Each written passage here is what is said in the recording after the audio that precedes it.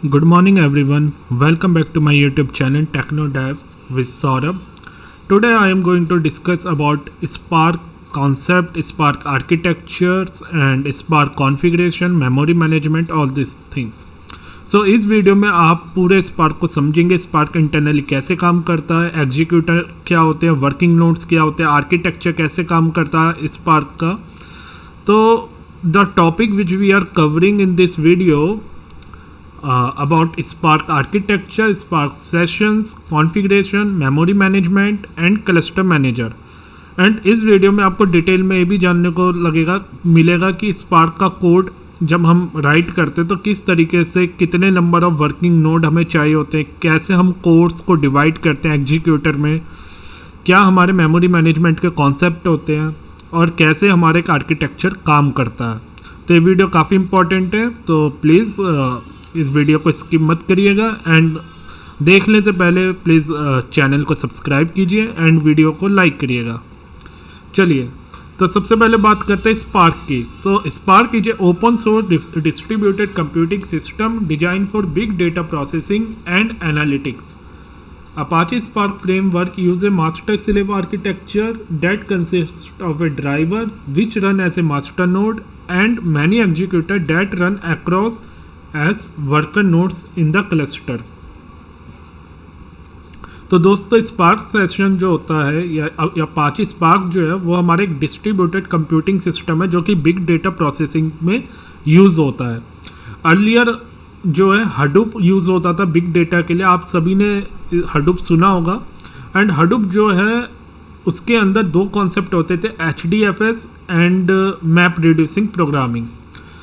सो Hadoop framework में HDFS जो होता था वो एक तरीके से डिस्ट्रीब्यूटेड स्टोरेज होता था एंड उसमें बेसिकली जो भी हम कोड लिखते थे वो ब्लॉक्स की फॉर्म में ब्रेक हो जाता था एंड वो ब्लॉक्स आपके नोड में स्टोर होते थे, मल्टीपल नोड में.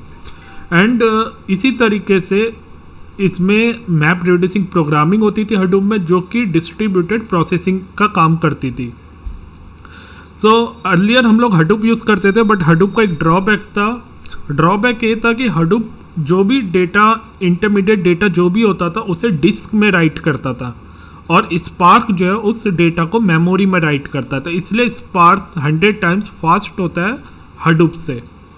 तो अर्लियर जब हम हडूप में काम करते थे तो हडूप में मैप रिड्यूसिंग प्रोग्रामिंग हम लोग जावा में भी लिख सकते थे, पाइथन में भी लिख सकते थे एंड उसमें हडूप के अंदर हम हाइव फ्रेमवर्क का भी यूज़ कर सकते थे अगर हमें एसक्यूएल रिलेटेड सिंटैक्स लिखने हैं. बट हडूप का ड्रॉबैक यही था कि जो भी डेटा होता था, सपोज मैंने एक डेटा को राइट करवाया तो एंड उस डेटा को मुझे रीड भी करना है तो मेरे को डिस्क में राइट करवाना पड़ता था और डिस्क से डेटा को रीड करना पड़ता था. तो उसमें कुछ भी मेमोरी का कॉन्सेप्ट नहीं था, जिस वजह से map reducing programming as compare to PySpark is slow in Hadoop.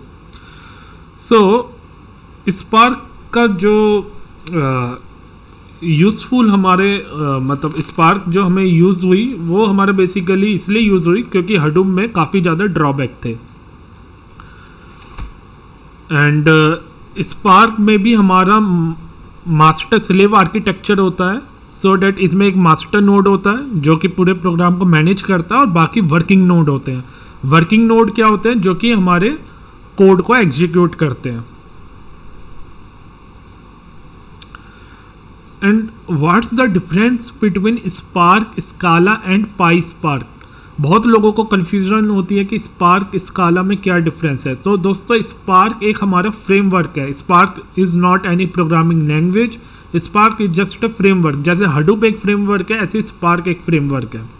तो स्पार्क उस के फ्रेमवर्क में हम जो कोड है वो स्काला में भी लिख सकते हैं और पाइथन में भी लिख सकते हैं. तो अगर हम पाइथन में कोड लिखेंगे तो हमें पाईस्पार्क की लाइब्रेरी को इंपोर्ट करना पड़ेगा एंड स्काला में भी हम कोड को लिख सकते हैं.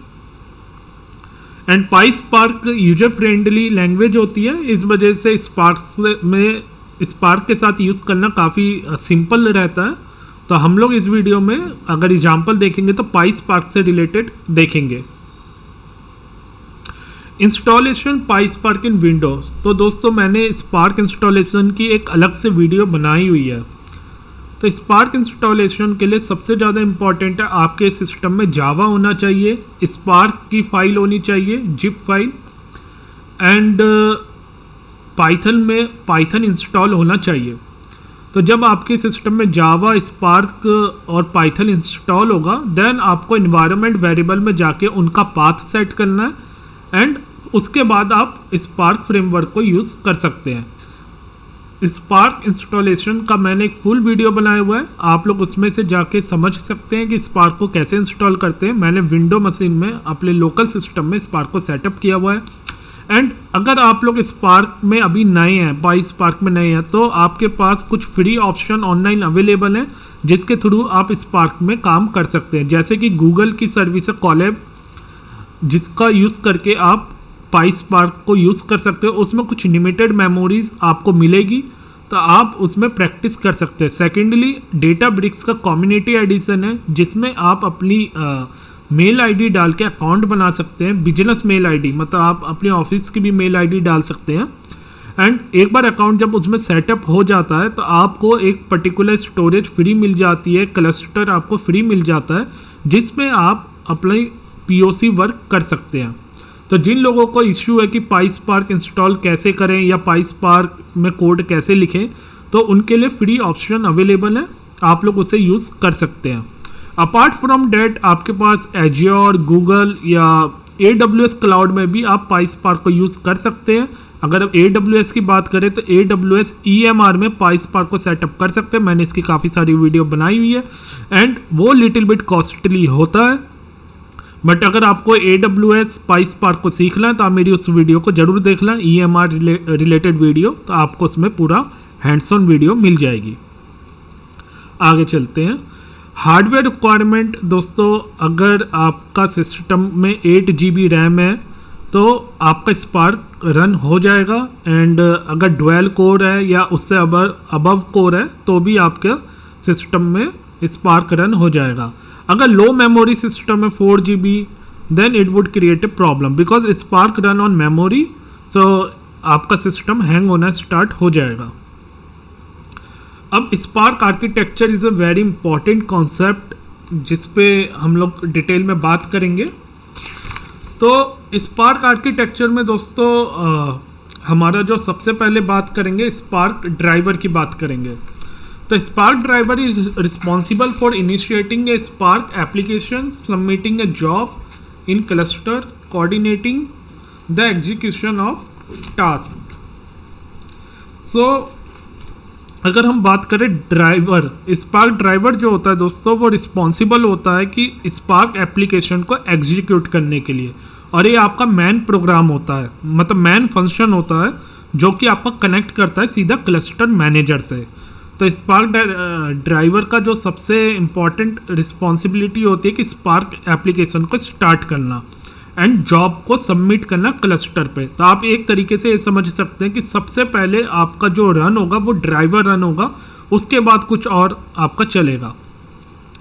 देन अगर हम उसके बाद बात करें स्पार्क एग्जीक्यूटर और worker process responsible for executing task in spark application. Executor का काम होता है कि किसी भी टास्क को एग्जीक्यूट करना, और वो भी वर्किंग नोड में। तो दोस्तों वर्कर नोड क्या होता है मैं अभी आपको बताऊंगा, और एग्जीक्यूटर भी और डिटेल में बताऊंगा, मगर अभी आप ये समझिए एग्जीक्यूटर का काम ये है कि टास्क को एग्जीक्यूट करना, और एग्जीक्यूटर जब टास्क को एग्जीक्यूट करता है तो उसे कुछ मेमोरी, कुछ स्टोरेज चाहिए होती है जो कि उसे क्लस्टर मैनेजर प्रोवाइड करता है। तो स्पार्क ड्राइवर कोऑर्डिनेट करता है क्लस्टर मैनेजर से, स्पार्क ड्राइवर एप्लीकेशन को इनिशिएट करता है, एग्जीक्यूटर क्या करता है उस कोड को या उस पर्टिकुलर टास्क को एग्जीक्यूट करता है। Cluster manager responsible for allocating resource and managing the cluster on which the spark application run. अब बात करते हैं RDD एंड DAG। तो ये भी स्पार्क के आर्किटेक्चर का पार्ट है। RDD are fundamental data structure in Spark. There are immutable collection of object that are partitioned across multiple nodes in the cluster. RDD can be created from external data sources or transformed from existing RDD using various operation.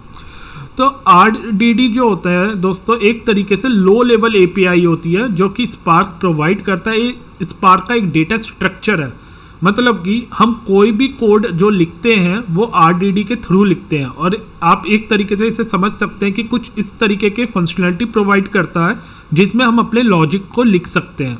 तो spark में जो logic लिखे जाते हैं और जो भी API use करी जाती है वो RDD की API यूज़ करी जाती है। और मैं इसे लो लेवल इसलिए कह रहा हूँ कि दोस्तों अब RDD ज़्यादा यूज़ नहीं होती, अब डेटा फ्रेम API यूज़ होती हैं। डेटा फ्रेम भी बैकएंड में जो उसके फंक्शंस हैं वो RDD की तरह ही काम करते हैं।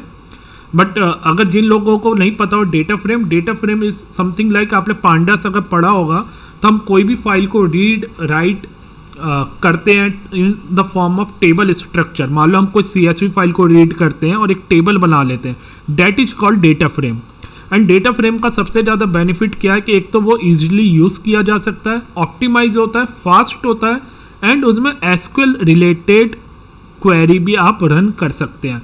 तो वो फैमिलियर जो लोग SQL से होते हैं उनके लिए डेटा फ्रेम वेरी सिंपल होता है। RDD लिटिल बिट कॉम्प्लेक्स होता है क्योंकि RDD में जो API होती हैं वो थोड़ी लो लेवल API होती हैं, एंड वो उसे मतलब आप सिंपली उसे यूज़ नहीं कर सकते, वो लिटिल बिट कॉम्प्लेक्स होती है as comparison to data frame. तो हम बात करेंगे RDD की है। तो RDD एक फंडामेंटल डेटा स्ट्रक्चर है जो कि स्पार्क प्रोवाइड करता है। इवन डेटा फ्रेम भी अगर हम लिखते हैं, data frame means high level API, वो भी बैकएंड में उस डेटा फ्रेम को ब्रेक कर लेता है RDD में और स्पार्क में जॉब को सबमिट करता है, बट हमें फ्रंट में सिर्फ डेटा फ्रेम दिखता है। अब फोर्थ पार्ट है स्पार्क के आर्किटेक्चर का DAG, डायरेक्टेड असाइक्लिक ग्राफ।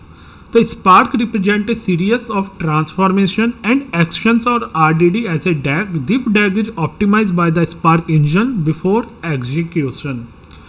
तो दोस्तों जब भी हम RDD मतलब आप समझिए कि कभी भी हम कोई कोड लिखते हैं इन द फॉर्म ऑफ RDD, तो स्पार्क क्या करता है, उसका एक DAG बना लेता है। DAG मतलब एक डायरेक्टेड असाइक्लिक ग्राफ बना लेता है। तो आप सोचोगे कि ग्राफ की ज़रूरत क्या पड़ती है, तो दोस्तों स्पार्क में एक दो चीज़ें होती हैं।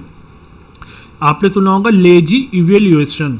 लेजी इवैल्यूएशन कॉन्सेप्ट ये कहता है कि स्पार्क में का जो ग्राफ है, मतलब जितनी भी हमने ट्रांसफॉर्मेशन करी एंड उसके बाद एक्शन करा।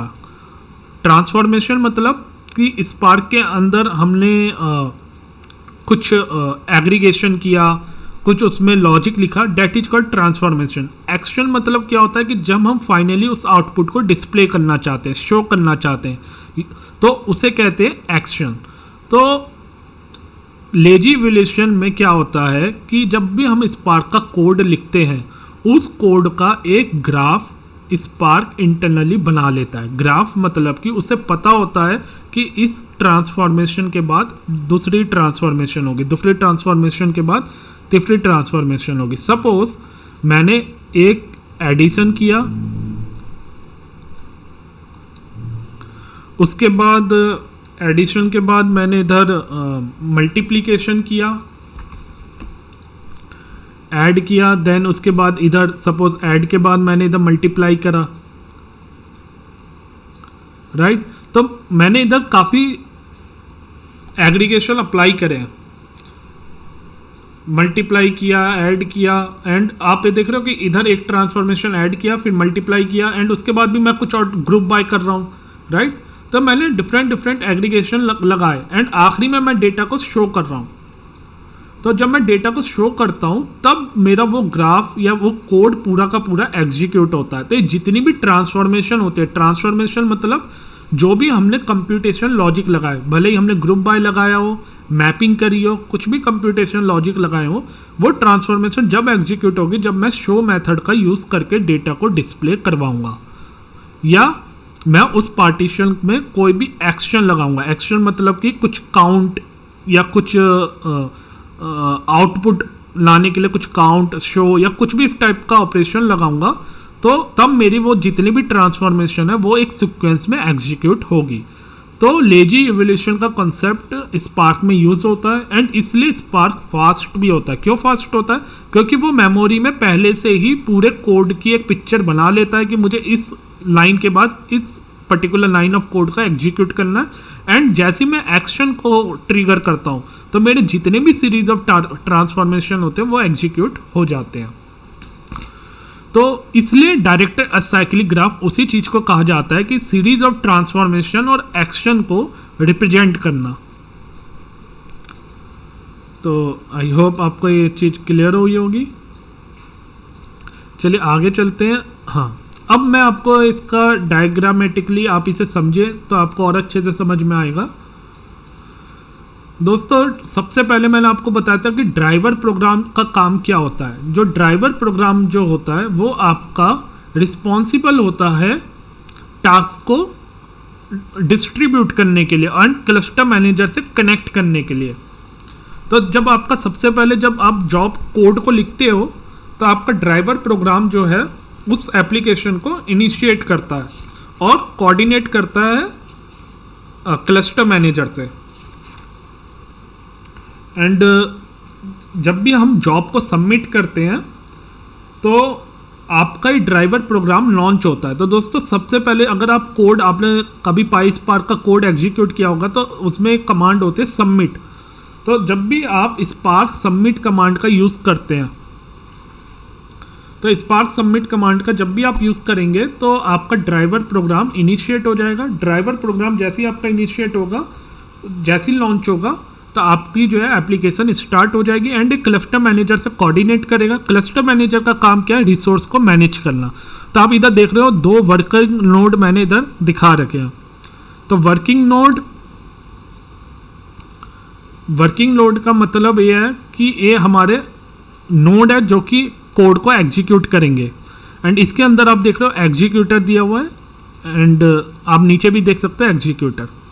तो दोस्तों एग्जीक्यूटर अगर आप सिंपल लैंग्वेज में समझे तो एग्जीक्यूटर आपका कलेक्शन ऑफ कोर कह सकते हो। जो हमारे कोर होते हैं, आपने देखा होगा कि हमारा सिस्टम जो है 4 कोर का सिस्टम है, 8 कोर, डुअल कोर, इस तरीके से आपने सुना होगा, राइट। और आप अपने सिस्टम की कॉन्फ़िगरेशन भी चेक कर सकते हो। तो जब भी आपको कोई भी सिस्टम सेटअप करके मिलता है तो उसमें आपको मेमोरी मिलती है एंड आपको बता दिया जाता है कि आपका इंस्टेंस टाइप 9x है, इसकी इतनी मेमोरी है, इसकी 4 कोर का सिस्टम है, 4 कोर 8 कोर का सिस्टम है। तो जो कोर है वो डिवाइड हो जाते हैं एग्जीक्यूटर में। सपोज मेरा 4 कोर है तो 2 कोर मेरे इधर डिवाइड हो जाएंगे इस नोड को और 2 कोर मेरे इस नोड को डिवाइड हो जाएंगे।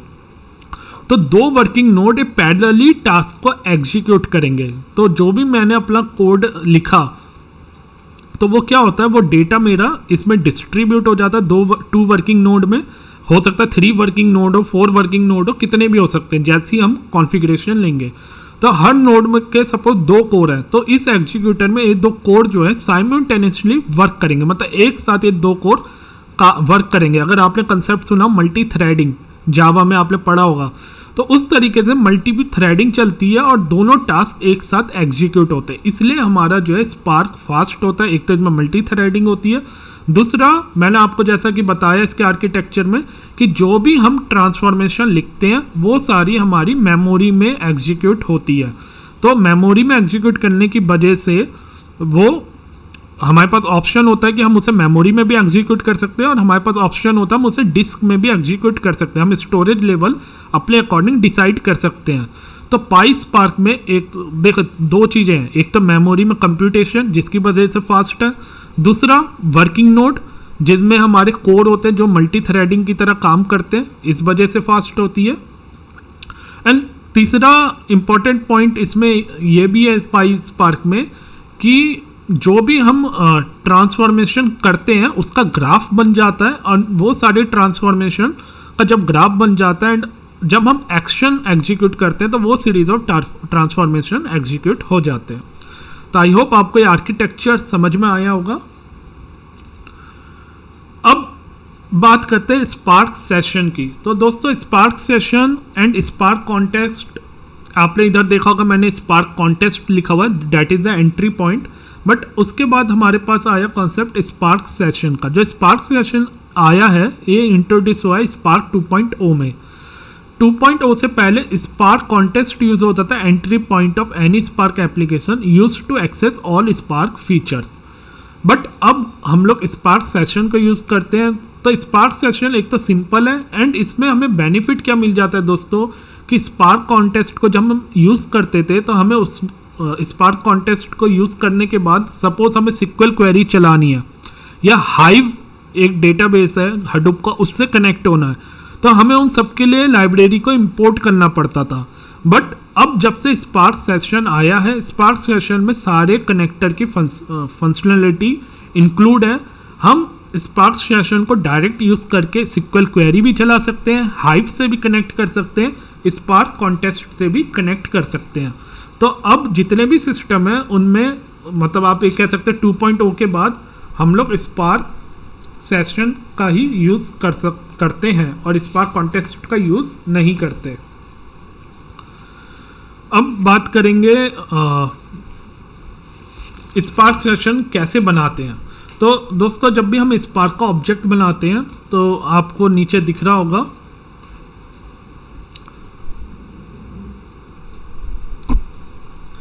Spark session builder dot app name, application name, get और क्रिएट। तो जब भी हम स्पार्क का कोड लिखते हैं दोस्तों, सबसे पहले हमें स्पार्क का सेशन बिल्ड करना होता है। क्यों? क्योंकि हमारा एंट्री पॉइंट होता है। एक बार हमने स्पार्क सेशन बिल्ड कर लिया, उसके बाद हम स्पार्क के थ्रू अपने डेटा फ्रेम को क्रिएट कर सकते हैं, कोई भी फाइल को रीड कर सकते हैं एंड कोई आरडीडी बना सकते हैं। Any operation we can applied on Spark. But सबसे पहले हमें स्पार्क सेशन क्रिएट करना पड़ेगा। एंड दोस्तों इधर आप देख रहे होंगे गेट और क्रिएट। बहुत लोगों को नहीं पता इस गेट और क्रिएट क्यों लिखा हुआ। जब हम सेशन क्रिएट कर रहे हैं तो इधर गेट क्यों ऐड कर दिया? वो इसलिए कर दिया दोस्तों कि अगर मैं स्पार्क सेशन अपने कोड में मल्टीपल टाइम क्रिएट करूं तो क्या होगा, अगर स्पार्क सेशन ऑलरेडी क्रिएटेड है तो वो दोबारा से क्रिएट नहीं करेगा, वो आपको स्पार्क सेशन को गेट करके दे देगा। मतलब आपका अगर आप कोई कोड लिख रहे हो एंड आपने स्पार्क सेशन एक बार क्रिएट कर दिया एंड आप दोबारा स्पार्क सेशन की कमांड को एग्जीक्यूट करते हैं तो दोबारा से टाइम नहीं लेगा उसे क्रिएट करने के लिए। क्यों? क्योंकि ऑलरेडी स्पार्क सेशन आपके सिस्टम में क्रिएटेड है। वो क्या करेगा, उस स्पार्क सेशन को गेट करके आपको दे देगा एंड देन आप उसके थ्रू कुछ भी क्रिएट कर सकते हैं या कोई भी ऑपरेशन, डेटा फ्रेम, आरडीडी सब क्रिएट कर सकते हैं।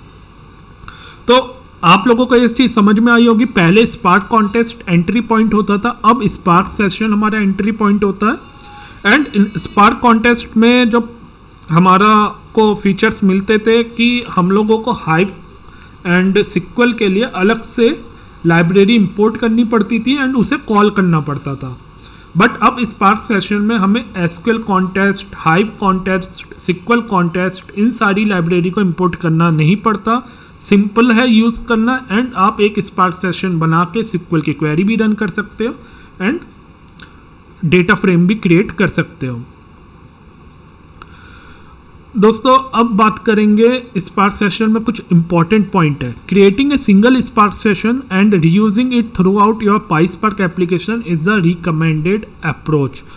तो कई जगह दोस्तों ये भी रहता है कि जब हमारे बहुत सारे यूजर होते हैं, मतलब कि आपके काफ़ी ज़्यादा यूजर है, एक दो यूजर की बात नहीं कर रहा मैं, बात कर रहा हूँ कि आपके काफ़ी 20, 30, 40 यूजर हैं, 20, 30 यूजर्स हैं जो कि कनेक्ट करते हैं आपकी पाईस्पार्क या स्पार्क एप्लीकेशन से सेम टाइम पे।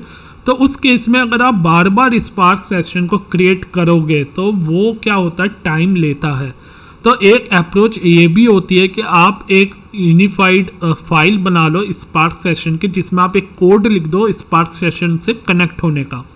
एंड अगर कोई भी यूजर कनेक्ट होता है तो सेम स्पार्क सेशन से वो कनेक्ट हो सके। तो इस तरीके से हम लॉजिक को लिखा जाता है कि स्पार्क सेशन सिर्फ हमें एक बार लिखा जाए एंड हम उसे मल्टीपल टाइम रीयूज कर पाएँ।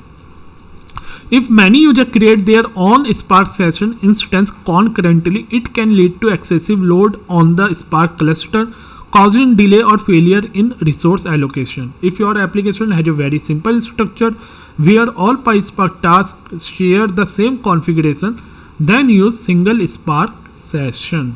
So I hope you get my point. दोस्तों स्पार्क की जब हम बात करते हैं तो इधर मैंने आपको अभी बताया था कि स्पार्क सेशन क्रिएट करने के लिए कमांड होती है .builder.appname। तो इसी एक मैंने आपको काफ़ी शॉर्ट कमांड बताई थी, बट हम स्पार्क सेशन क्रिएट करते वक्त उसकी कॉन्फ़िगरेशन भी दे सकते हैं। कॉन्फ़िगरेशन का मतलब ये है कि हम लोग ये बता सकते हैं कि मेरी एप्लीकेशन का नाम क्या होगा। दिस इज ये जो नेम है एक एप्लीकेशन को आपको यूनिकली डिफाइन कर देता है एंड आप अपना लॉजिक एक पर्टिकुलर एप्लीकेशन के अंदर राइट करते हैं। तो जब आप एक कोड लिखते हैं तो कोड लिखने का तरीका ये होता है कि आप एक लॉजिकल एप्लीकेशन नेम दें एंड उस नेम के अंदर उससे रिलेटेड जो भी कोड लिखना है आप वो सारा कोड एक पर्टिकुलर एप्लीकेशन के अंदर लिखें। तो इस वजह से हम लोग एप्लीकेशन नेम देते हैं। उसके बाद जब हम स्पार्क सेशन क्रिएट करते हैं तो हमारे पास ऑप्शन होता है लोकल फोर डॉट मास्टर का। तो डॉट मास्टर का काम क्या होता है दोस्तों? डॉट मास्टर का काम ये होता है कि आपका जो स्पार्क है वो कहाँ पे रन होगा, लोकल मोड में या किसी सर्वर पे रन होगा। अगर आप कहते हो सर्वर पे रन होगा तो आपको इधर उस सर्वर का URL देना पड़ेगा। और अगर आप कहते हो कि आपको अपने सिस्टम पे रन करना है तो आपने जैसे मैंने इधर लोकल 4 किया हुआ है, इट मीन्स कि मेरे अगर सिस्टम में 4 कोर है तो मैंने इसे कह दिया कि आप 4 कोर को यूज़ कर लो। अगर मैं चाहता हूँ कि मेरे सिर्फ 2 कोर यूज़ हो क्योंकि मेरे सिस्टम में और भी चीज़ें रन होती है, मैं नहीं चाहता कि अगर मैं स्पार्क चलाऊँ अपने सिस्टम में तो मेरा पूरे सिस्टम में अदर एप्लीकेशन इम्पैक्ट हो, तो मैं क्या कर सकता हूँ इधर कोर को चेंज कर सकता हूँ। और कोर का काम दोस्तों यही होता है, मल्टीपल थ्रेडिंग का काम होता है जो कि आपके टास्क को साइमल्टेनियसली और फास्ट एग्जीक्यूट करता है। एंड उसके बाद जो दोस्तों सबसे इंपॉर्टेंट होता है कॉन्फ़िग। जो कॉन्फ़िग का ऑप्शन होता है दोस्तों ये सबसे ज़्यादा इंपॉर्टेंट होता है and it's also used to performance tuning in the Spark. तो हम लोग कॉन्फ़िगरेशन में क्या देते हैं कि हमें क्या कितनी मेमोरी चाहिए, कितने कोर यूज़ करने हैं, क्या मैं इसमें डायनेमिकली एलोकेशन इनेबल कर सकता हूँ। तो हम इसमें मेमोरी जो भी मेरे कोड को जितनी मेमोरी चाहिए, जितने कोर देने, वो सारी चीज़ें मैं सिंपल डॉट कॉन्फ़िग के अंदर डिफ़ाइन कर सकता हूँ। कैसे डिफ़ाइन कर सकता हूँ? इधर मैं उस कॉन्फ़िगरेशन का नाम दूंगा एंड कॉमा लगा के उसकी वैल्यू दे दूंगा। तो दोस्तों इसकी ज़रूरत क्या पड़ी? ज़रूरत इसलिए पड़ती है जैसा कि मैंने आपको पहले भी बताया कि अगर आप चाहते हो कि आपके सिस्टम में जितनी मेमोरी है वो सारी मेमोरी यूज़ ना हो तो आप इस कॉन्फ़िगरेशन को इधर सेट कर सकते हैं। और अगर आप इस कॉन्फ़िगरेशन पैरामीटर को नहीं पास करेंगे तो स्पार्क अपने अकॉर्डिंग जो भी मेमोरी आपके टोटल सिस्टम की होगी या सर्वर की होगी उस मेमोरी को वो यूज़ करेगा। उसमें से वो कुछ मेमोरी रिजर्व करेगा, कुछ मेमोरी को वो एग्जीक्यूटर को असाइन करेगा, कुछ मेमोरी वो बैकग्राउंड प्रोसेस के लिए छोड़ेगा। तो वो सब स्पार्क खुद मैनेज करता है। बट हमें इस कॉन्फ़िगरेशन ऑप्शन की ज़रूरत दोस्तों तब पड़ती है, कई बार हम लोगों को एरर आ जाते हैं, मेमोरी के इश्यू आते हैं, मेमोरी के एरर आ जाती है या जॉब हमारी काफ़ी ज़्यादा टाइम लेती है जो कि मतलब परफॉर्मेंस का इश्यू क्रिएट करती है। तब हम इस कॉन्फ़िगरेशन का यूज़ करके कुछ मेमोरीज में चेंजेस कर सकते हैं, कोर्स को बड़ा कम सकते हैं एंड डायनेमिकली एलोकेशन फीचर्स का भी यूज़ कर सकते हैं।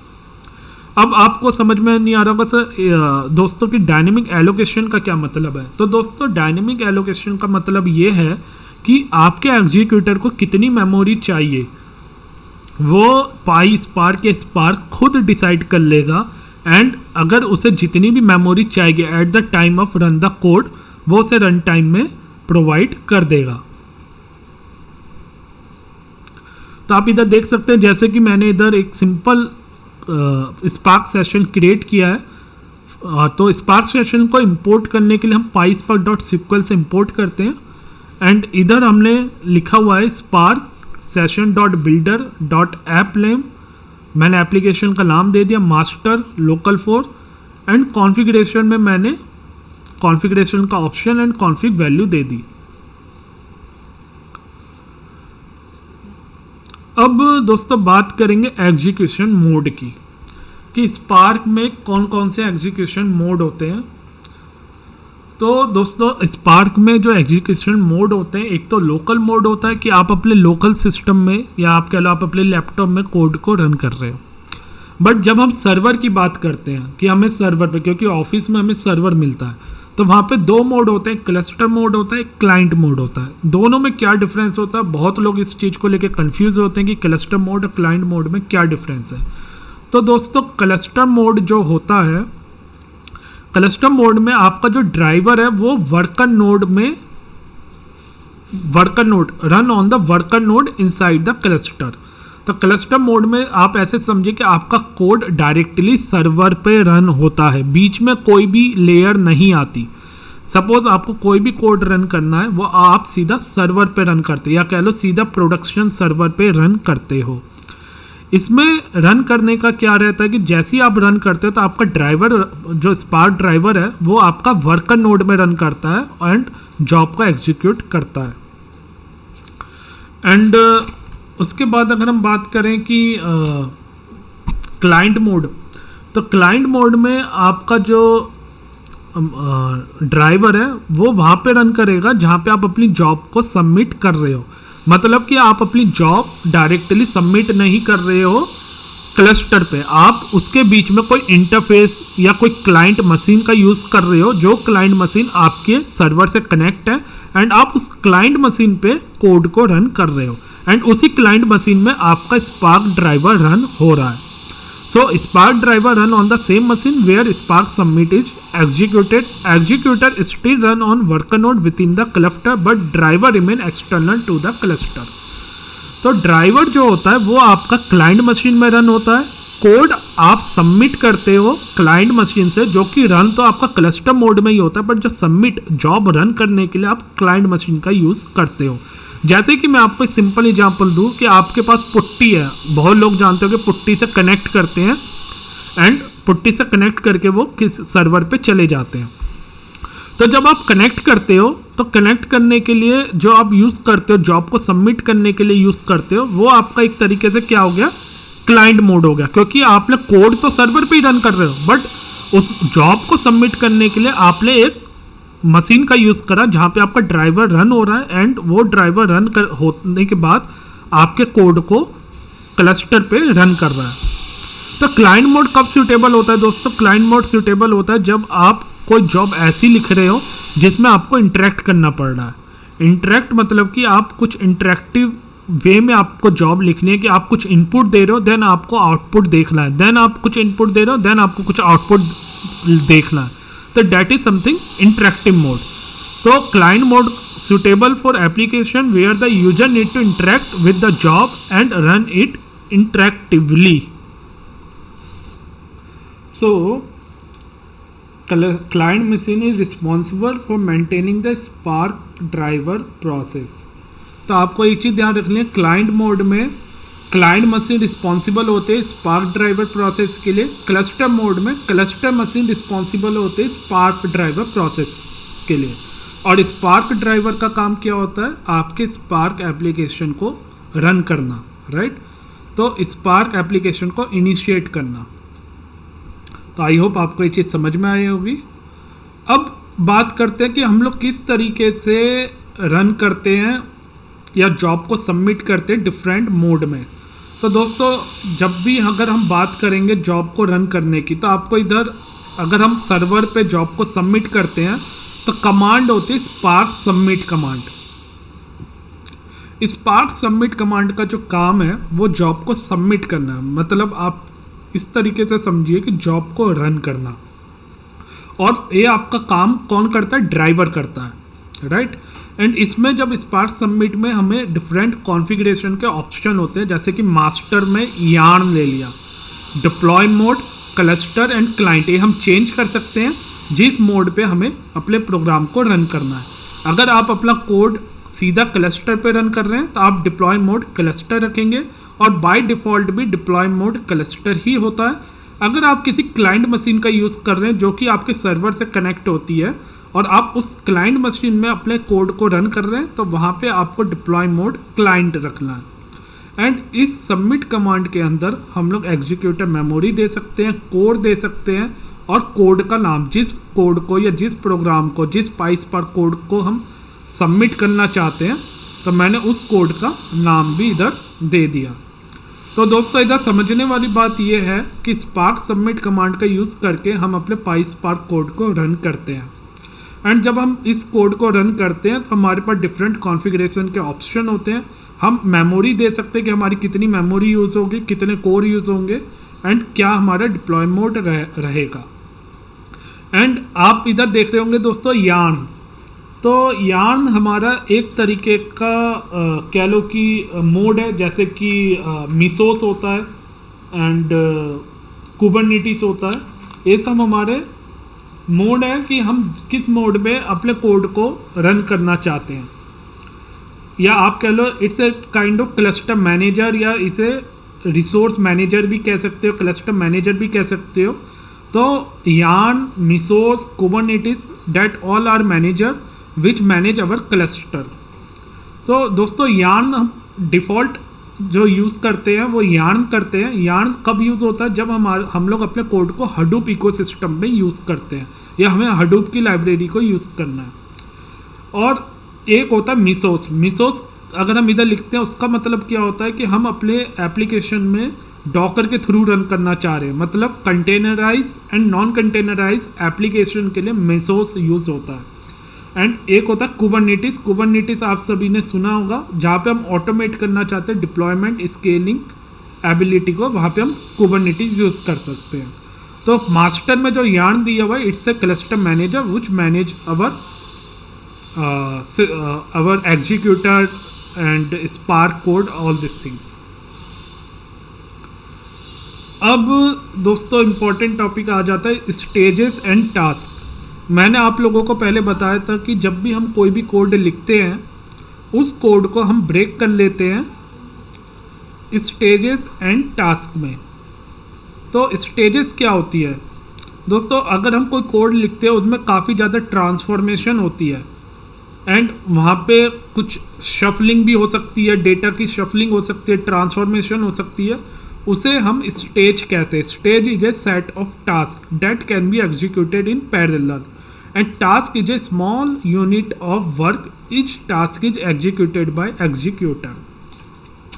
तो executor and stage and task को समझाने से पहले मैं आपको थोड़ा सा डायग्रामेटिकली एक कॉन्सेप्ट और बता देता हूँ कि हमारे टास्क कैसे डिवाइड होते हैं, कैसे एग्जीक्यूट होते हैं। तो चलिए पहले हम अपने इस पे चलते हैं। तो दोस्तों जैसा कि मैंने आपको बताया कि हमारा कोड जो सबसे पहले रन होता है वो ड्राइवर प्रोग्राम से रन होता है। तो इधर हम लोग एक सेकेंड,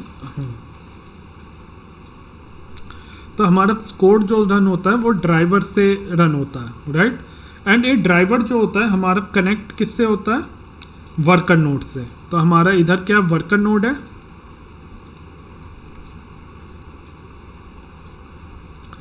राइट। एंड इस वर्कर नोड के अंदर हमारे क्या होते हैं? पार्टीशन होते हैं दोस्तों, या आप कह लो एग्जीक्यूटर होते हैं। इसके अंदर हमारा एग्जीक्यूटर होगा E1 एंड इस एग्जीक्यूटर के अंदर मल्टीपल कोर होंगे। सपोज C1 होगा एंड C2, 2 कोर हैं। एंड इस C1 C2 के अंदर हमारा पार्टीशन होगा P1 P2। अब दोस्तों आपको ये समझ नहीं आ रहा होगा पार्टीशन क्या कंसेप्ट है एंड कहाँ से आया। अभी तक तो मैंने आपको एग्जीक्यूटर एंड कोर की बात बताई थी, अब पार्टीशन क्या कहाँ से आया। तो दोस्तों स्पार्क में हम कोई भी जॉब सबमिट करते हैं या डेटा सबमिट करते हैं, उस डेटा को वो डिवाइड कर देता है in the form of partitions. And हर एक पार्टीशन जो है उस कोर पे डिस्ट्रीब्यूट हो जाते हैं। मतलब कि कोर C1 जो है वो एग्जीक्यूट करेगा पार्टीशन P1 को एंड कोर C2 जो है एग्जीक्यूट करेगा पार्टीशन P2 को। अगर मैं आपको सिंपल बात करूं कि मेरी जॉब में एक डेटा है ABCD, अगर मेरे पास डेटा ABCD, राइट, एंड इस डेटा पे मैं ऑपरेशन अप्लाई करना चाहता हूँ एंड मैंने डेटा को अपने एग्जीक्यूटर, जब मैंने कोड लिखा इस पर्टिकुलर डेटा को मैंने यूज़ करा, या ये डेटा किसी भी फाइल में मैं उस फाइल को यूज़ करता हूँ, तो ये डेटा मेरा डिस्ट्रीब्यूट हो जाएगा। कैसे डिस्ट्रीब्यूट होगा? P1 के पास जो चला जाएगा वो डेटा A चला जाएगा, P2 के पास डेटा चला जाएगा, P1 के पास A और B चला जाएगा, P2 के पास चला जाएगा C और D, राइट। अब ये जो डेटा डिस्ट्रीब्यूट हो गया है, अब क्या होगा? जब प्रोसेसिंग होगी तो कोर C1 जो प्रोसेस करेगा डेटा A और B को करेगा एंड कोर C2 जो डेटा प्रोसेस करेगा C और D को करेगा and this process run simultaneously, right. And जो फाइनल आउटपुट होगा वो वापस आउटपुट जो है ड्राइवर प्रोग्राम को मिल जाएगा। राइट। एंड इनके बीच में जो एग्जीक्यूटर को रैम चाहिए होती है, मेमोरी चाहिए होती है, वो सब कौन मैनेज करता है? Cluster manager, right. इधर हमारा क्लस्टर मैनेजर होता है जो कि इन सब चीज़ों को मैनेज करता है। तो अब आपको समझ में आ गया होगा कि हमारे वर्किंग नोड कैसे काम करते हैं एंड एग्जीक्यूटर कैसे काम कर सकते हैं। अब मैंने आपको कंसेप्ट बता रहा था स्टेजेस एंड टास्क का। तो दोस्तों जो स्टेजेस होती हैं, अगर हम कोई भी ट्रांसफॉर्मेशन कर रहे हैं, ट्रांसफॉर्मेशन से मतलब ये है कि हम कोई भी कंप्यूटेशन लॉजिक लिख रहे हैं। सपोज मैं डेटा फ्रेम बना रहा हूँ किसी डेटा से, या कोई मैं फाइल रीड कर रहा हूँ, abc.csv फाइल है जो कि मैं रीड कर रहा हूँ, एंड इस फाइल को रीड करके मैं डेटा फ्रेम बना रहा हूँ, तो मेरी एक स्टेज क्रिएट हो जाएगी। This is called stage 1, right. उसके बाद इफ डेटा फ्रेम में सपोज मैंने कुछ चेंजेस करे मैंने कोई कॉलम ऐड करे या कुछ मैपिंग लगाई, कुछ भी मैंने मॉडिफाई करा, राइट। सपोज मैंने कोई नया कॉलम ऐड किया, तो वो मेरी स्टेज हो जाएगी 2, या वो भी राइट। एंड उसके बाद मान लो मैंने इधर ग्रुप बाय लगाया। ग्रुप बाय का मतलब मैंने कुछ एग्रीगेशन अप्लाई करा, वो मेरी स्टेज हो जाएगी 3। तो दोस्तों जो मेरा कोड होते हैं या जो मेरे लॉजिक होते हैं वो स्टेजेस में ब्रेक होते हैं, एंड हर एक स्टेज को एग्जीक्यूट करने के लिए कुछ डेटा तो चाहिए होता है। अगर मैं ABC फाइल को रीड कर रहा हूँ तो इसके अंदर कुछ डेटा तो होगा, राइट। ऐसे ही अगर मैं उसमें कुछ कॉलम ऐड कर रहा हूँ तो उसमें भी कुछ डेटा होगा, ग्रुप बाय कर रहा हूँ वो भी किसी डेटा में कर रहा हूँगा। तो वो जो डेटा होता है दोस्तों वो मेरा ब्रेक हो जाता है। किस में ब्रेक हो जाता है? पार्टीशन में ब्रेक हो जाता है। डेटा मेरा किस में ब्रेक हो जाता है दोस्तों? पार्टीशन में ब्रेक होता है। एंड वो पार्टीशन मेरे कौन एग्जीक्यूट करते हैं? कोर एग्जीक्यूट करते हैं, राइट। एंड कोर किसके अंदर वर्क करते हैं? एग्जीक्यूटर के अंदर वर्क करते हैं। तो चलिए मैं वापिस स्लाइड पे चलता हूँ। तो task is the smallest unit of work, etch task is executed by executor. Task क्या है? एक स्मॉलेस्ट यूनिट ऑफ वर्क है। एंड टास्क हमारे कितने, जो हमारे टास्क होते हैं वो किसके इक्वल होते हैं? नंबर ऑफ पार्टीशन के इक्वल होते हैं। मान लो 4 पार्टीशन है तो मेरा डेटा अपने आप 4 टास्क में डिस्ट्रीब्यूट हो जाएगा, और हर एक पार्टीशन को थोड़ा थोड़ा डेटा इक्वली मिल जाएगा। इसी तरीके से जो स्टेजेस होते हैं, स्टेजेस का काम क्या है? ट्रांसफॉर्मेशन, ग्रुप बाय एंड कोई मैपिंग है, कोई कॉलम ऐड कर रहे हैं, कुछ भी हम ट्रांसफॉर्मेशन लिख रहे हैं, that is called a stage. तो टास्क हमेशा, हम जब भी टास्क की बात करेंगे इसका मतलब है कि हम डेटा को प्रोसेस करने की बात कर रहे हैं, हम डेटा को ब्रेक कर रहे हैं पार्टीशन में, दैट इज कॉल्ड टास्क। और स्टेजेस की बात करेंगे, स्टेजेस का मतलब है ट्रांसफॉर्मेशन। तो आपको एक कॉन्सेप्ट पता होना चाहिए स्टेजेस एंड टास्क क्या होते हैं। चलिए हम लोग एक एग्जाम्पल देते हैं, अगर आप लोगों को RDD का कॉन्सेप्ट भी थोड़ा सा देखते हैं इधर। तो हमने क्या करा, सबसे पहले एक स्पार्क सेशन बनाया। इस स्पार्क सेशन के अंदर हम एक RDD ले रहे हैं 1 to 10 नंबर, एंड इस RDD को हम लोग पैरेलाइज मेथड दोस्तों होता है। पैरेलाइज मेथड का मतलब ये होता है कि कलेक्शन, ये क्या करता है? डेटा को कलेक्ट करता है, स्टोर करता है। तो मैं पैरेलाइज मेथड के अंदर इस डेटा को, कह लो लिस्ट को पास कर रहा हूँ, एंड मैंने इधर 5 पास कर दिया। 5 का मतलब यह है कि इस डेटा को RDD या स्पार्क जो है 5 पार्टीशन में डिवाइड कर देगी। तो इधर तो दोस्तों मैंने मैन्युअली पार्टीशन दे रहा हूँ कि मेरे डेटा को इतने पार्टीशन में डिवाइड करो एंड उसे डिस्ट्रीब्यूट कर दो नोड में। अगर मैं पार्टीशन इधर 5 नहीं दूंगा तो उस केस में जो डिफ़ॉल्ट पार्टीशन है, डिफ़ॉल्ट पार्टीशन क्या होते हैं दोस्तों? डिफ़ॉल्ट पार्टीशन जो भी हमारे जितने भी नंबर ऑफ कोर होते हैं उतने ही हमारे नंबर ऑफ पार्टीशन बनते हैं। सपोज मेरा सिस्टम 4 कोर का है तो 4 पार्टीशन बनेंगे, तो उतने नंबर ऑफ पार्टीशन में बाय डिफ़ॉल्ट ये डेटा को डिस्ट्रीब्यूट कर देता है पाईस्पार्क। अगर मैं खुद से पार्टीशन ना दूं, और अगर मैं खुद से पार्टीशन दूंगा तो वो उतने पार्टीशन में डेटा को डिस्ट्रीब्यूट करेगा, राइट। एंड उसके बाद मैंने क्या करा, ट्रांसफॉर्मेशन अप्लाई करी। ट्रांसफॉर्मेशन का मतलब कि मैं इस डेटा में कुछ लॉजिक लगा रहा हूँ। मैंने क्या करा, इधर जितने भी डेटा है इनका मैंने मल्टीप्लाई बाय 2 कर दिया। तो मैंने इधर मैप फंक्शन का यूज़ करा है and lambda x multiply by 2। तो इससे क्या होगा, मेरा डेटा में मल्टीप्लिकेशन होगा, एंड जो भी मेरा ये RDD ऑब्जेक्ट है, इस RDD में 2 से मल्टीप्लाई हो जाएगा। तो जो मेरे को लिस्ट बन के तैयार होगी उनमें जितने भी एलिमेंट है 2 से मल्टीप्लाई हो जाएंगे।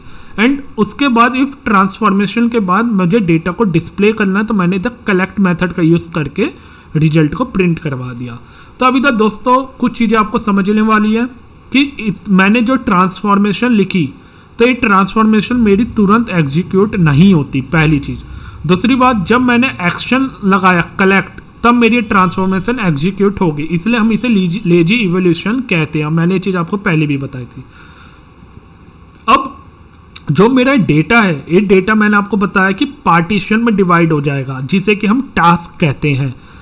अगर मैं बोलूँ 5 पार्टीशन में डिवाइड कर रहा हूँ, मतलब कि मैं अपने डेटा को 5 टास्क में डिवाइड कर रहा हूँ। मैंने 5 टास्क एग्जीक्यूटर या कोर को दे रहा हूँ कि भाई इन 5 टास्क को एग्जीक्यूट करो, एंड इन 5 टास्क को आपके 5 कोर एग्जीक्यूट कर सकते हैं एक साथ। एंड जो ये ट्रांसफॉर्मेशन हमने अप्लाई करी है एक्स की multiply by 2, this is called a stage. हम इसे एक सिंगल स्टेज बोलेंगे, राइट। तो ट्रांसफॉर्मेशन हमारे क्या होते हैं, स्टेजेस होते हैं। एंड डेटा का distribution on the cluster on the partition, that distribution को हम लोग टास्क कहते हैं। I hope you understand this. अब बात करेंगे एग्जीक्यूटर्स की, और डिटेल में जाएंगे कि एग्जीक्यूटर क्या होते हैं।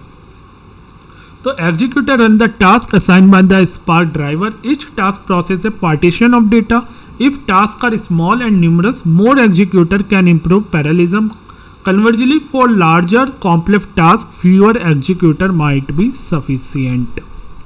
तो दोस्तों कभी भी अगर आपका कोड इस तरीके का है जिसमें काफ़ी ज़्यादा कॉम्प्लेक्स लॉजिक लिखा हुआ है तो आपको एग्जीक्यूटर कम चाहिए। और कभी आपका कोड ऐसा जो कि सिंपल है, स्मॉल है, वहाँ पे आप मोर एग्जीक्यूटर का यूज़ कर सकते हैं। तो आप थोड़ा इसमें कंफ्यूज हो रहे होंगे कि भाई जब हमारा टास्क कॉम्प्लेक्स है तो हमें कम एग्जीक्यूटर की क्यों ज़रूरत है।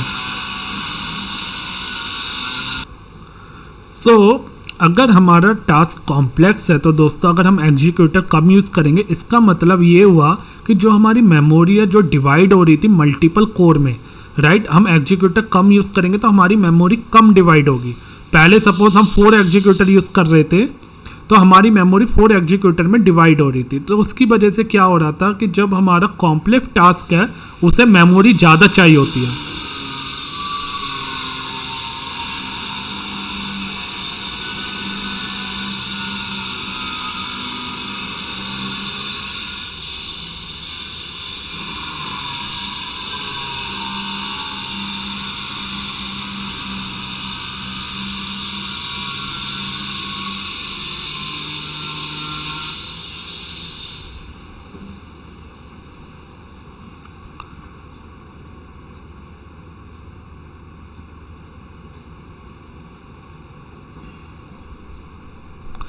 जो हमारा टास्क है उसे मेमोरी कम चाहिए होती है। तो उस केस में क्या होगा, अगर हमारा कॉम्प्लेक्स टास्क है एंड अगर हमने एग्जीक्यूटर बहुत ज़्यादा यूज़ कर लिया तो हमारी मेमोरी डिवाइड हो जाएगी और मेमोरी उससे कम हो जाएगी। जब मेमोरी कम हो जाएगी तो वो टास्क को एग्जीक्यूट करने के लिए मेमोरी नहीं मिलेगी। एंड अगर हम एग्जीक्यूटर कम यूज़ करेंगे तो उससे क्या होगा, हमारी मेमोरी डिवाइड कम होगी एंड टास्क को एग्जीक्यूट करने के लिए जितनी मेमोरी चाहिए वो सारी मेमोरी मिल जाएगी। इसलिए मैंने कहा कि अगर हमारा टास्क स्मॉल है तो आप ज़्यादा एग्जीक्यूटर का यूज़ कर सकते हैं, बट अगर हमारा टास्क बहुत ज़्यादा कॉम्प्लेक्स है तो हमें फ्यूअर एग्जीक्यूटर का यूज़ करना चाहिए। एंड दोस्तों नंबर ऑफ़ एग्जीक्यूटर नॉर्मली क्या होते हैं कि आप कॉन्फ़िगरेशन, जब मैंने आपको पहले भी बताया था, जब आप स्पार्क कॉन्फ़िगरेशन सेट करते हो तो उसमें आप नंबर ऑफ़ एग्जीक्यूटर भी दे सकते हो कि आपको कितने नंबर ऑफ़ एग्जीक्यूटर यूज़ करने हैं। The number of executor is typically equal to number of worker node in the cluster. जितने आपके नोड का क्लस्टर है नॉर्मली आपके नंबर ऑफ़ एग्जीक्यूटर इतने ही होते हैं। तो दोस्तों अब तक की वीडियो में आपने 2 चीज़ें आपको समझ लेनी चाहिए कि आपके number of partition by default number of core के इक्वल होते हैं एंड नंबर ऑफ़ एग्जीक्यूटर जो आपके इक्वल होते हैं by default number of worker node के इक्वल होते हैं। अगर आपका 2 नोड का क्लस्टर है तो 2 एग्जीक्यूटर बनेंगे। मगर अपनी रिक्वायरमेंट के अकॉर्डिंग आप एग्जीक्यूटर को बड़ा और कम कर सकते हैं। बट पाई स्पार्क या स्पार्क में ऐसा कोई भी हार्ड कोड रूल नहीं है कि जिससे आप ये डिसाइड कर पाएँ कि आपको कितने एग्जीक्यूटर चाहिए। ये सब जब आप कोड लिखते हैं, कोड में कॉम्प्लेक्सिटी आती है, आपको जॉब ऑप्टिमाइज करनी पड़ती है, तब आपको अपने अकॉर्डिंग चीज़ों को ऊपर नीचे करके देखना होता है। बट इसका कोई ऐसा हार्ड कोड रूल नहीं है कि आपको कितने एग्जीक्यूटर यूज़ करने हैं। मगर आपको ये चीज़ पता होनी चाहिए कि अगर आपका लॉजिक काफ़ी ज़्यादा कॉम्प्लेक्स है तो आप उसमें थोड़े कम एग्जीक्यूटर का यूज़ करें। तो आई होप आपको एग्जीक्यूटर का कंसेप्ट समझ में आया होगा। Now move to how to select the number of executors. तो दोस्तों एग्जीक्यूटर जो होते हैं, एक तरीके से आप ये समझिए कि कोर, जो नंबर ऑफ कोर होते हैं उन्हीं को ग्रुप करके एग्जीक्यूटर बनाया जाता है। एग्जीक्यूटर कोई अपने आप कोई ऐसा कॉन्सेप्ट नहीं है कि एग्जीक्यूटर कोई एक अलग से हमें असाइन करना पड़ता है। नहीं, हमें जो सिस्टम मिलते हैं, हमें नोड मिलते हैं कि दो नोड का सिस्टम है। अगर दो नोड का सिस्टम है तो दो एग्जीक्यूटर होंगे, और मेरे मान लो दो नोड के सिस्टम में 4 कोर हैं तो दो कोर उन दोनों सिस्टम में डिस्ट्रीब्यूट हो जाएंगे। तो इस तरीके से हमारा एग्जीक्यूटर में कोर डिस्ट्रीब्यूट हो जाते हैं। अगर मैं आपको कैलकुलेशन की बात बताऊं तो जैसे आप देख सकते हो टोटल अवेलेबल कोर 100। सपोज आपके पास 100 कोर है और आप चाहते हो कि आपके जो कोर हैं वो एक एग्जीक्यूटर में 5 कोर रहें। तो एक चीज़ आपको और ध्यान रखनी है दोस्तों कि नॉर्मली और मोस्ट ऑफ द टाइम आपके जो एग्जीक्यूटर के अंदर कोर होते हैं वो 3 से 5 के बीच में ही लाई करते हैं। या तो 3 होंगे या 4 होंगे या 5 होंगे, उससे ज़्यादा कोर नहीं लेते। तो अगर आप सपोज 100 आपके पास कोर है और आप उसे डिवाइड करना चाह रहे हो कि वो 5 कोर आपके हर एक एग्जीक्यूटर को मिल जाए, तो आप 100 डिवाइड बाय 5 करोगे तो आपके नंबर ऑफ एग्जीक्यूटर कैलकुलेट हो जाएंगे 20। तो 20 एग्जीक्यूटर का मतलब ये है कि हर एक एग्जीक्यूटर के पास अपने 5 कोर हैं, और 5 कोर का मतलब आप ये समझिए कि आपका हर एक एग्जीक्यूटर 5 टास्क एक साथ एग्जीक्यूट कर सकता है। Suppose you have a cluster of 10 node. Suppose आपके पास जो क्लस्टर है जिसमें 10 नोड है and each node has 16 course and 64 GB of memory. तो इस टाइप के क्वेश्चन इंटरव्यू में दोस्तों पूछे भी जाते हैं कि 10 नोड का क्लस्टर है एंड हर एक नोड के पास 16 कोर है एंड 64 GB मेमोरी है, तो आप उसमें से रिसोर्स को कैसे प्लान करेंगे, कितने कोर एंड कितनी मेमोरी यूज़ करेंगे। तो दोस्तों जब हमारे पास 8 GB मेमोरी पर नोड एंड 2 कोर पर नोड है, राइट, तो हमें उस तरीके से इसे मैनेज करना पड़ेगा। तो सबसे पहले हमें क्या करना है, रिसोर्स की प्लानिंग करनी है कि सपोज आपके पास 16 कोर है तो 16 में से 2 हमें माइनस कर देना है, राइट। तो जब हम 2 माइनस कर देंगे तो हमें सिर्फ 14 कोर को यूज़ करना है। क्यों? क्योंकि हम 2 कोर और 8 GB मेमोरी को रिजर्व करेंगे। रिजर्व इसलिए करके रखते हैं दोस्तों कि कुछ बैकग्राउंड प्रोसेस चलते हैं, कुछ गार्बेज कलेक्शन चलती हैं, एंड उन सब के लिए आपको अपने सारे कोर को यूज़ नहीं करना चाहिए। कुछ कोर जो है पाई स्पार्क जो है या स्पार्क फ्रेमवर्क जो है कुछ कोर को वो छोड़ देता है। तो अगर आपके 16 कोर हैं तो 16 में से 2 कोर हट जाएंगे जो कि आपके बैकग्राउंड प्रोसेस के लिए रिजर्व रहेंगे। ऐसे ही अगर आपको 64 मेमोरी है तो उसमें से 8 GB मेमोरी आपकी माइनस हो जाएगी, 56 GB मेमोरी आपके हर एक नोड को असाइन होगी, और इस 8 GB मेमोरी को स्पार्क जो है अपने इंटरनल यूज़ के लिए रिजर्व करके रखता है।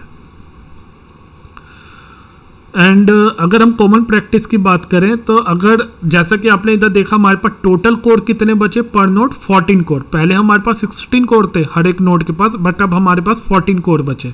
अब इस 14 कोर को मुझे डिसाइड करना है कि मेरे कितने एग्जीक्यूटर होने चाहिए। तो इस 14 कोर को मुझे डिवाइड करना है कितने एग्जीक्यूटर में। तो मैं क्या करूँगा, इस 14 को 4 से डिवाइड करूँगा या 3 से डिवाइड कर दूँगा। अगर मैं इसे 4 से डिवाइड कर देता हूँ, इट मीन्स ये है कि मैं इस 14 कोर को 4 कोर में डिवाइड कर रहा हूँ and number of executor calculate कर रहा हूँ। तो मेरे 3.5 एग्जीक्यूटर पर नोड यूज होंगे। तो मेरे को 3 एग्जीक्यूटर चाहिए। अगर 3.5 है इट मीन्स कि मुझे 3 एग्जीक्यूटर हर एक नोड में चाहिए, right. And memory per executor भी इसी तरीके से डिवाइड हो जाएगी। जैसे 56 GB है उसे 3 पार्ट में डिवाइड कर लेंगे। एक बार हमें एग्जीक्यूटर मिल गए 3 एग्जीक्यूटर, तो उसके बेस पे हम मेमोरी को डिवाइड कर लेंगे। तो 56 को मैंने 3 से डिवाइड करके मेमोरी पर एग्जीक्यूटर कैलकुलेट कर ली। तो दोस्तों आपको इधर ये याद रखना है कि आपके जितने भी नंबर ऑफ कोर हैं आपको उसे डिवाइड किससे करना है, 3, 4, 5। मतलब कहने का ये है कि आप हमेशा एक एग्जीक्यूटर में 3 कोर रखेंगे, 4 कोर रखेंगे, 5 कोर रखेंगे। तो जिससे भी वो फुली डिवाइड हो जाए या अप्रॉक्सली डिवाइड हो जाए उतने से हम डिवाइड करेंगे। जैसा कि मैंने इधर 4 से डिवाइड किया तो मेरे 3.5 कैलकुलेट होकर आया। That is something like executor, कि मेरे 3 एग्जीक्यूटर होने चाहिए एंड हर एक एग्जीक्यूटर के पास 4 कोर रहने चाहिए। तो आप इधर देख सकते हैं कि जैसे सबसे पहले स्पार्क सेशन कनेक्ट हुआ, उसके बाद ये वर्कर नोड असाइन हो गए। वर्कर नोड मेरे 3 वर्कर नोड है, इन तीनों वर्कर नोड के अंदर मेरे 3 एग्जीक्यूटर रहेंगे एंड इन एग्जीक्यूटर के अंदर मेरे कोर रहेंगे। तो इस तरीके से एंड इस कोर के अंदर मेरे टास्क एग्जीक्यूट होंगे। देन हम लोग बात करते हैं how to decide the executor. तो अभी हमने एग्जीक्यूटर के बारे में पढ़ा कि कैसे डिसाइड करते हैं, तो इसे हम थ्योरेटिकली भी समझ लेते हैं एक बार और। Depend on cluster size, workload, more executor can increase parallelism but also require more resource. तो जितना एग्जीक्यूटर आप बढ़ाएंगे उससे पैरेललिज्म बढ़ेगी, बट आपको ध्यान रखना है अगर आपका टास्क बहुत ज़्यादा कॉम्प्लेक्स है उस केस में आपको एग्जीक्यूटर नहीं बढ़ाने, क्योंकि आप जितना ज़्यादा एग्जीक्यूटर बढ़ाओगे आपकी मेमोरी डिवाइड हो जाएगी। Memory per executor depending on the size of data and complexity of computation we assign the memory per executor. If you frequently encounter out of memory error consider increasing the executor memory. Core per executor, more per executor can increase parallelism but also require more memory, so it common practice to use a moderate number of core per executor. अगर ज़्यादा core use करोगे तो उससे parallelism तो बढ़ेगी, मतलब आपका code parallelly work करेगा, मल्टी थ्रेडिंग होगी, but it also require more memory, उससे ज़्यादा मेमोरी भी चाहिए होगी। तो दोस्तों जब हम कॉन्फ़िगरेशन देते हैं स्पार्क की तो हमारे पास ऑप्शन होता है कि हम इधर जो है memory, executor memory, driver memory, executor code, ये सब फ्लैग हम इधर इनेबल कर सकते हैं और इन सब में हम वैल्यू पास कर सकते हैं कि हमें 4 GB मेमोरी एग्जीक्यूटर को असाइन करनी है, 2 GB ड्राइवर को। अगर हम ये सब चीज़ें अप्लाई नहीं करते तो स्पार्क अपनी डिफ़ॉल्ट कॉन्फ़िगरेशन उठाता है। डिफ़ॉल्ट का मतलब ये हुआ कि number of executor equal to number of working node, number of core equal to number of partition equal to number of core. And अब अगर जब बात करते हैं Spark dynamically allocation enable, that is true. मैंने इसके बारे में आपको बताया था कि स्पार्क डायनेमिकली एलोकेट करता है एग्जीक्यूटर एंड कोर को based on the requirement. And एक कॉन्फ़िगरेशन आप देख रहे होंगे शफल पार्टीशन। तो दोस्तों पार्टीशन की मैंने एक अलग वीडियो बनाई हुई है जिसमें आप डिटेल में शफल पार्टीशन, नॉर्मल पार्टीशन को पढ़ सकते हैं, बट मैं आपको इधर थोड़ा सा कॉन्सेप्ट क्लियर कर देता हूँ दोस्तों पार्टीशन का। तो मैंने पार्टीशन जैसा कि आपको बताया था कि आपका डेटा जो है वो डिवाइड हो जाता है पार्टीशन में, that is called normal partition. And उसमें आपके पास ऑप्शन होता है दोस्तों कि जब आप पार्टीशन डेटा को करते हैं, जब आप डेटा को पार्टीशन करते हैं तो आपकी उतनी नंबर ऑफ फाइल्स भी क्रिएट होती हैं। तो आप कभी भी अगर S3 बकेट, अगर आप लोगों को कॉन्सेप्ट पता हो कि हम या कोई भी स्टोरेज, आप S3 बकेट छोड़िए, आप विंडोज सिस्टम में भी अगर आप स्पार्क के थ्रू कोड को या फाइल को राइट करवाओगे तो आप देखना कि उधर एक फाइल नहीं बनेगी, वहाँ पे नंबर ऑफ फाइल्स बन जाएगी। तो नंबर ऑफ फाइल्स बन जाएंगी, तो आप जब उस नंबर ऑफ फाइल्स को देखोगे तो उसमें आप देख सकते हो कि अगर आपके डेटा में जितने पार्टीशन हो रहे हैं या आपके कोड में जितने पार्टीशन हो रहे हैं उतनी नंबर ऑफ फाइल्स बन जाएगी। तो पार्टीशन का मतलब यही होता है कि आपके डेटा को ब्रेक कर देना, और वो डेटा जब आप राइट भी करवाते हो तो आप उसे देख सकते हो कि वो एक फाइल नहीं बनाता। तो आप इस चीज़ से भी पार्टीशन को अपने, जब आप प्रैक्टिकली इस कोड को एग्जीक्यूट करेंगे तो आप इस चीज़ को समझ सकते हैं। एंड शफल पार्टीशन जो है वो एक अलग कॉन्सेप्ट आता है दोस्तों। Shuffle partition and normal partition ये दोनों अलग कॉन्सेप्ट है। शफल पार्टीशन आपका क्या होता है, जब भी आप ग्रुप बाय करते हो या जब आपकी डेटा की शफलिंग होती है तो वो डेटा आपका डिस्ट्रीब्यूट हो जाता है नोड में। एंड जब वो डिस्ट्रीब्यूट होता है नोड में तो वहाँ पे आपको पार्टीशन की ज़रूरत पड़ती है ताकि आप सेम डेटा है उसे एक पार्टीशन में रख पाए। या आप ये कह लीजिए कि स्पार्क जो है जब भी डेटा को डिस्ट्रीब्यूट करता है नोड में, तो जब डेटा को डिस्ट्रीब्यूट करता है क्लस्टर पे या आप कह लो एग्जीक्यूटर पे डेटा को डिस्ट्रीब्यूट करता है, तो वो क्या करता है उस डेटा को पार्टीशन में डिस्ट्रीब्यूट करता है। बट पार्टीशन में डिस्ट्रीब्यूट करने के बाद सपोज अगर मैं कोई ट्रांसफॉर्मेशन ऐसी अप्लाई कर रहा हूँ जिसमें ग्रुप बाय ऑपरेशन यूज हो रहा है या सॉर्टिंग हो रही है या रीपार्टीशन हो रहा है, तो उस केस में क्या होता है दोस्तों, डेटा का मूवमेंट होता है नेटवर्क पे। मतलब डेटा एक पार्टीशन से दूसरे पार्टीशन में जाता है बेस्ड ऑन द सेम की, जो एक जिनकी की या जिनकी वैल्यू सेम है वो सारा डेटा एक पार्टीशन में आ जाता है, जिनका वैल्यू डिफरेंट है मतलब वो अलग पार्टीशन में चले जाता है। तो इसी कंसेप्ट को हम कहते हैं शफल पार्टीशन। मतलब कि डेटा हमारा नेटवर्क पे फ्लो कर रहा है। क्यों फ्लो कर रहा है? क्योंकि हमने ग्रुपिंग ऑपरेशन करा या सॉर्टिंग अप्लाई करी है। उसमें क्या होता है सेम की वाला डेटा एक पार्टीशन में कलेक्ट हो जाता है, तो उस केस में हमें सफल पार्टीशन की ज़रूरत पड़ती है। एंड दोस्तों इसकी डिफ़ॉल्ट वैल्यू 200 होती है। इसे हम बढ़ा भी सकते हैं, इसे हम कम भी कर सकते हैं। अगर हम इसे कुछ भी नहीं देंगे तो हमारी डिफ़ॉल्ट वैल्यू 200 होगी। तो इस चीज़ से कंफ्यूज मत होना कि shuffle partition and normal partition both are different thing. Partition, normal partition जो होता है वो डेटा को डिस्ट्रीब्यूट करता है only on the cluster. Shuffle partition का काम क्या होता है, जब डेटा का मूवमेंट होता है उस केस में हमें शफल पार्टीशन की ज़रूरत पड़ती है। नॉर्मल पार्टीशन का आप चेक भी कर सकते हो जब आप डेटा को राइट करवाते हो अपने किसी भी डिवाइस में, किसी डिस्क में, लैपटॉप में, कहीं पे भी सर्वर पे राइट करवाते हो, तो आप देखोगे वहाँ पे उतनी फाइल, मल्टीपल फाइल बन जाती है based on the number of partition. And partition में हमारे पास और भी ऑप्शन होते हैं दोस्तों कि की बेस्ड पार्टीशन, मतलब एक पर्टिकुलर कॉलम के बेस पे मैं पार्टीशन करना चाहूँ कि एक पर्टिकुलर ईयर का डेटा एक फोल्डर के अंदर आ जाए या एक पर्टिकुलर मंथ का डेटा एक फोल्डर के अंदर आ जाए, सो डैट कि जब मैं क्वेरी करूँ तो उस क्वेरी मेरी फास्ट हो जाता है। ये बहुत ब्रॉड टॉपिक है जो कि मैं एक सेपरेट वीडियो में कवर अप करूँगा, बट मैंने इधर आपको हल्का सा उसका ओवरव्यू दिया है। Dynamically resource allocation enable is set to true. Spark dynamically adjust the number of executor based on the current load. तो ये चीज़ मैं आपको पहले भी बता चुका हूँ। अब बात करते हैं मेमोरी मैनेजमेंट। तो दोस्तों मेमोरी कैसे मैनेजमेंट होती है स्पार्क के अंदर? तो स्पार्क के अंदर दोस्तों एग्जीक्यूटर मेमोरी कॉन्सेप्ट होता है। एग्जीक्यूटर मेमोरी, यूजर मेमोरी और एक होता है रिजर्व मेमोरी। सो एग्जीक्यूटर मेमोरी जो है स्पार्क यूज़ करता है। एंड ये दो टाइप की एग्जीक्यूटर मेमोरी होती है, एक होती है एग्जीक्यूशन मेमोरी, एक होती है storage memory. And what's the role of executor memory? So it is used to store the data needed for computation and temporary data generated during execution of task. तो executor memory का purpose यही होता है कि जब भी हम कोई लॉजिक लिखते हैं, कोई पाइस्पार्क का कोड लिखते हैं, कंप्यूटेशन का लॉजिक लिखते हैं, ग्रुप बाय या कोई समीशन, एग्रीगेशन कुछ भी करते हैं, तो वो लॉजिक जो है हमारा जो स्टोर होता है वो एग्जीक्यूटर मेमोरी पे काम करता है, एग्जीक्यूटर मेमोरी को यूज़ करता है। एंड जो उसका टेम्पररी डेटा जनरेटेड होता है वो भी उस मेमोरी को यूज़ करता है।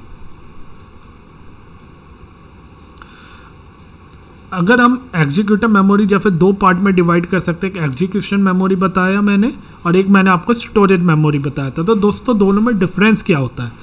Execution memory is use for computation like shuffling, joins, aggregation, sorting. जब हमारा डेटा शफल होता है, एग्रीगेट होता है, सॉर्ट होता है, तब हमें एग्जीक्यूशन मेमोरी की ज़रूरत पड़ती है। It is crucial for task execution can't be evicted once allocated. अगर एक बार आपने असाइन कर दी तो इसे आप ऑटोमेटिकली रिमूव नहीं होती है। It is use to store hash table for hash aggregation step. It use to store shuffle intermediate buffer on the map side in memory. तो एग्जीक्यूशन मेमोरी का आपकी जब शफलिंग जॉइंस होते हैं तब यूज़ होता है या जब आप एग्रीगेशन करते हैं। तो दोस्तों मैंने हैश टेबल का इधर यूज़ करा है। तो hash aggregation and sort aggregation दो कॉन्सेप्ट होते हैं जो कि स्पार्क इंटरनली यूज़ करता है। जब हम डेटा में ग्रुप बाय लगाते हैं, एग्रीगेट करते हैं, तो इंटरनली स्पार्क जो है उसकी एक हैश टेबल बना देता है एंड उस हैश टेबल के बेस पे डेटा को एग्रीगेट करता है। इसलिए स्पार्क फास्ट होता है। एंड एग्रीगेशन जो होता है उसके लिए एग्जीक्यूशन मेमोरी की ज़रूरत पड़ती है। तो इधर आप नीचे एग्जाम्पल में देख सकते हो कि जो मैंने इधर सॉर्टिंग करी है तो सॉर्टिंग करते समय मैंने एग्जीक्यूशन मेमोरी का यूज़ करा है। बट अगर मुझे कुछ डेटा कैशे में रखना है, कैशे में रखने का मतलब ये है कि कुछ ऐसा कोड है जो कि मेरा बार बार यूज़ हो रहा है, या कुछ डेटा ऐसा है जो कि मुझे मल्टीपल टाइम अपने कोड में रीयूज़ करना है, तो मैं क्या करूँगा, उस डेटा को मेमोरी में रख लूँगा, उसे कैशे करवा दूंगा। कैशे करने का मतलब कि मैं उसे मेमोरी में रख दूंगा एंड उस डेटा को मैं मेमोरी से बार बार रीड करता रहूँगा, तो उससे हमारी परफॉर्मेंस फास्ट हो जाती है। तो उस केस में हम यूज़ करते हैं स्टोरेज मेमोरी का। तो storage memory responsible for storing intermediate state while doing task execution like joins to store the broadcast variable. Suppose आप दो टेबल ज्वाइन कर रहे हो, एक टेबल आपकी स्मॉल है, एक टेबल लार्ज है, तो आप क्या करोगे, स्मॉल टेबल को स्मॉल टेबल को आप मेमोरी में कैशे करवा लोगे, स्टोर करवा दोगे, जिससे क्या होगा, जब भी आप ज्वाइन मारोगे तो आपका डेटा मेमोरी से, जो स्मॉल टेबल है उसे मेमोरी से उठाएगा एंड ज्वाइन करेगा। तो it's compare to fast as compare to the अगर आप नॉर्मली उसे डिस्ट्रीब्यूट करते हो